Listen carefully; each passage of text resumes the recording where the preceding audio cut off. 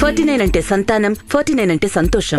కానీ ప్రభుత్వ పథకాలు కిందకి రాలేదు కాబట్టి ఆదివాసులు ఇంకా అణగారిన వర్గాలకు ఉండిపోతున్నారనేది మీరు అంటున్నారు. కానీ ఆదివాసులకి ఇంకొక ప్రాబ్లం కూడా ఉంది, ఇంకొక సమస్య ఎదురవుతుంది, దళారుల సమస్య. సంవత్సరానికి ఒక పంట పండినా వాళ్ళకి ప్రకృతి ఉంది కాబట్టి అడవి ఉత్పత్తులు చాలా ఉంటాయి. నాకు తెలిసి జగదల్పూర్ బస్తర్ ఏరియాలో పనసపండు, అరటిపండు, పసుపు, చింతపండు ఇటువంటి పంట చాలా విపరీతంగా పండుతుంది.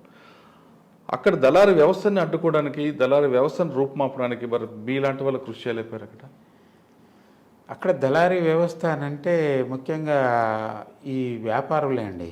అవును, వాళ్ళే వ్యాపారులే. సంతలల్లో వాళ్ళ జీవితం, దైనందిన జీవితం అంతా సంతల మీద ఆధారపడి ఉంటుంది. ఈ సంతలలో వ్యాపారులతోటి ఇటు ప్రజలతోటి రెండు వైపులా మీటింగ్ చేసి కొన్ని రేట్లు నిర్ణయించి ఆ విధంగా న్యాయం చేకూర్చే అనేక కార్యక్రమాలు తీసుకున్నారు, అమలు కూడా చేశారు. కానీ ఇవంతా మార్కెట్ మీద ఆధారపడి ఉంటుంది కదండి. రోజు ఆధారపడే అది హెచ్చు తగ్గులు మార్కెట్లో వస్తున్న అప్ అండ్ డౌన్స్ తోటి రోజు మీటింగులు చేసి న్యాయం చేకూర్చడం అనేది అంటే అప్ అండ్ డౌన్ అనేది సప్లై డిమాండ్ పక్కన పెడతాం. కానీ అడవిలో ఉత్పత్తులు ఉన్నాయి, అంత కష్టపడి కొండ మీద నుంచి తీసుకొచ్చి సంతలోకి తీసుకొస్తే చాలా తక్కువ రేటుకి కొనేస్తుంటాడు. ఆ దళారులు కూడా వాళ్ళకి నేను చూసినప్పుడు రూపాయికి 10 రూపాయలకి తేడా తెలియని ఆదివాసులు వాళ్ళని మోసం చేసుకుంటుంటారు.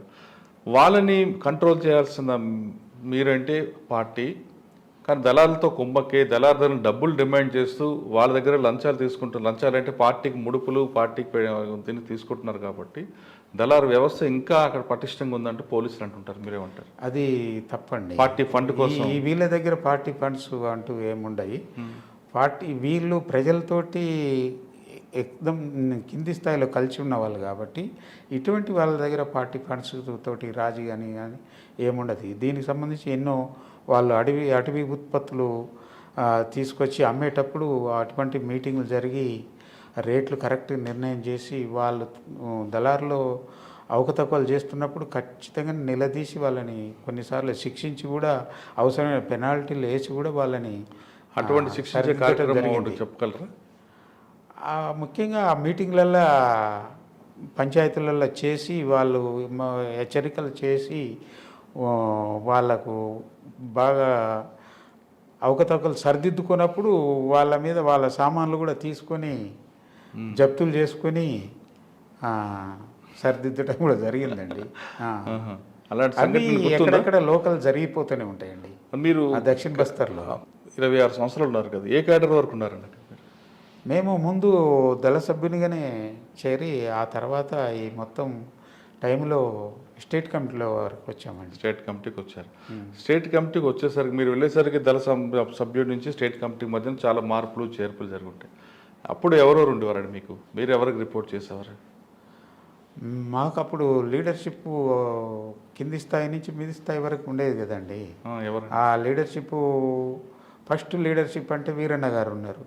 వీరన్న ఒక దళ కమాండర్గా ఉండే. ఆ తర్వాత వీరన్న మీద స్టేట్ కమిటీ, డివిజనల్ కమిటీ కూడా చాలామంది ఉన్నారు. అతను ఆ తర్వాత సరెండర్ అయ్యి వివిధ పద్ధతులలో వాళ్ళ పర్సనల్ లైఫ్లో సెటిల్ అయిపోయారు. కానీ అన్ని స్థాయిలో లీడర్షిప్ ఉంది ఆ రోజు. అంటే మీరు వచ్చేసరికి ఎవరున్నారు? మేము వచ్చేసరికి స్టేట్ లెవెల్ అని అంటే శివాజీ, మురళి ఆయన గారే ఉన్నారు. శివాజీ అలియాస్ మురళి ఆయనే ఆ రోజు స్టేట్ కమిటీగా లీడ్ చేసేవాడు. మావోయిస్టు పార్టీకి ఆయుధాలు అప్పట్లో అంటే పోలీస్ స్టేషన్లో దాడులు చేసి సంపాదించారు ఒకప్పుడు. తర్వాత ఆయుధాలు పక్క దేశాల నుంచి వస్తున్నాయని ఒక ఆరోపణ ఉంది, వాస్తవం అంటారు? అది ఆయుధాలు సొంతంగా తయారు చేసుకోవటమే ఉన్నది సార్. అసలు ఏ ఆయుధాలు లేకుంటేనే అక్కడికి వెళ్ళారు కదా. ఆయుధాలు అంటూ ఏమీ లేవు. ఏవో మామూలుగా ఈ ప్రజలు వాడే ఆయుధాలతోటి అక్కడ తిరుగుతూ క్రమంగా ఆయుధాలు సొంతంగా ప్రొడక్షన్ చేసుకుంటూ ఆ పరిస్థితుల్లో డెవలప్ అయ్యారు. ఆ తర్వాత కానీ కొన్ని సోఫిస్టికేటెడ్ వెపన్స్ రావడం అనేది జరిగింది. ఫస్ట్ స్టేజ్లో ఏ ఆయుధాలు లేవు. ఆ నాటు ఆయుధాలతోటే వాళ్ళు క్రమంగా అక్కడికి వెళ్ళి పనిచేస్తూ వచ్చారు. అది సఫిస్టికేటెడ్ వెపన్స్ ఎక్కడి నుంచి వచ్చాయి? సోఫిస్టికేటెడ్ వెపన్స్ బయట ఈ పార్టీకి అర్థమవుతున్న కొద్దీ, పార్టీకి అవసరాలు పెరుగుతున్న కొద్దీ అటువంటి కొన్ని అవకాశాలు కల్పించుకోవాల్సిన అవసరం ముందుకొచ్చింది. అవి బయట పార్టీ కమిటీలు వాటిని ప్రయత్నం చేసి కొంతమేరకు సక్సెస్ అయినాయి.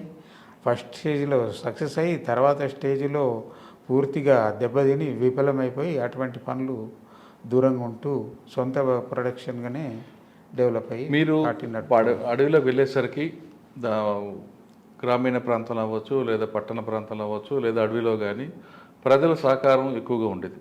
దాంతో ఇక పార్టీకి పోలీసులు అనే భయం లేకుండా ఉండేవారు. కానీ క్రమేపీ ప్రజలు పార్టీకి దూరం అవడానికి కారణం ఏమనుకోవచ్చు? క్రమేపీ పార్టీకి ప్రజలు దూరం కాలేదండి. కొంతమంది ప్రజలలో ఉన్న కొన్ని సెక్షన్స్ దూరమైనాయి, అది అనుకోవచ్చు. కానీ అంటే కుల సంఘాల్లో పెట్టడం వల్ల అంటారా? కాదు, వాళ్ళు అందులో కూడా ఆదివాసులలో కూడా కొన్ని అందరూ ఒకే తిరిగి లేరు కదండి.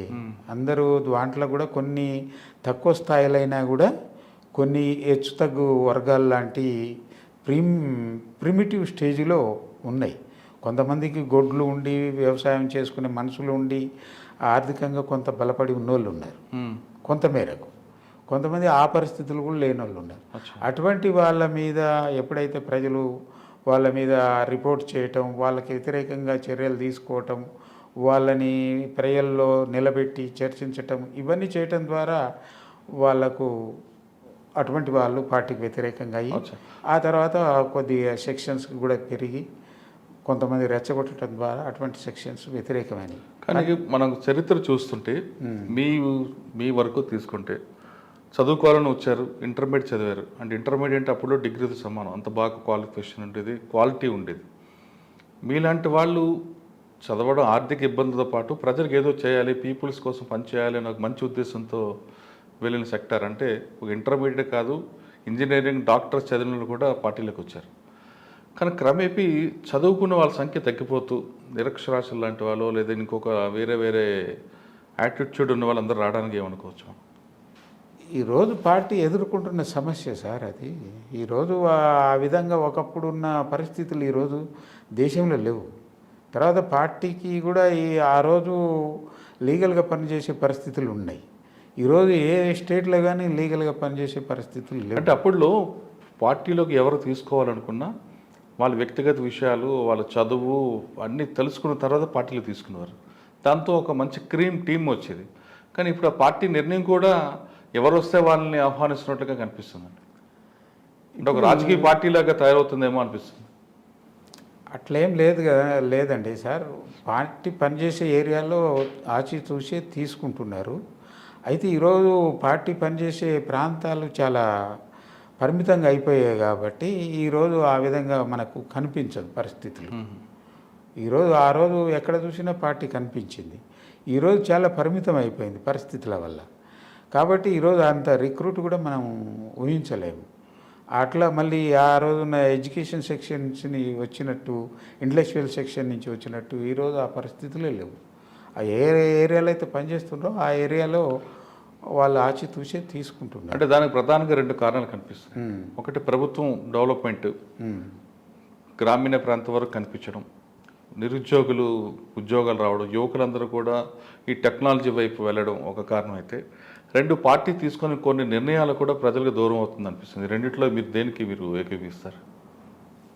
ప్రధానంగా ఈ 2 ఎంత ఉన్నా అది వేరు విషయాలండి. 2 ప్రధానంగా నిర్బంధం సమస్య, ఇదే మెయిన్ సమస్య. బ్యాండ్ ఆర్గనైజేషన్ కాబట్టి దీంట్లో ఉన్న అనేక సమస్యలు ఉన్నాయి. ఈ బ్యాండ్ ఆర్గనైజేషన్ కాబట్టి పనిచేయటంలో సమస్య, తర్వాత జరుగుతున్న నష్టాలు, ఇవి మెయిన్ సమస్య అండి. అంటే ఇది ఆ 2 సమస్యలు మీరు చెప్తున్న 2 సమస్యలు, ఈ సమస్యలు మనం అధిగమించినట్టుంటే ఆ సమస్యలు పెద్ద సమస్యలు కావు. కానీ దీర్ఘకాల సాయుధ పోరాటం ద్వారా సాధించన్నది పార్టీ నిర్ణయం. ఎప్పుడు ఇవాళ కాదు, ఇప్పుడు ఏదో రూపంలో వస్తుంది. తడిచిపోయిన మట్టిలోంచి ఒక మొక్క ఏ విధంగా వస్తుందో అక్కడ కూడా వస్తుందో పార్టీ అంత సహనం ఉన్న నాయకత్వం ఒకప్పుడు ఉండేది. కానీ ఇప్పుడు అటువంటి నాయకత్వం లేకపోవడం కూడా ఒక కారణంగా భావించవచ్చా? సహనం అనేది లేకపోతుందండి. సహనం సమస్య లేదండి, దానికి సంబంధించిన మానవ వనరుల సమస్య. మానవ వనరులు ఆ విధంగా రిసోర్సెస్ లేకపోవటం పార్టీ ఎదుర్కొంటున్న సమస్య. అచ్చా.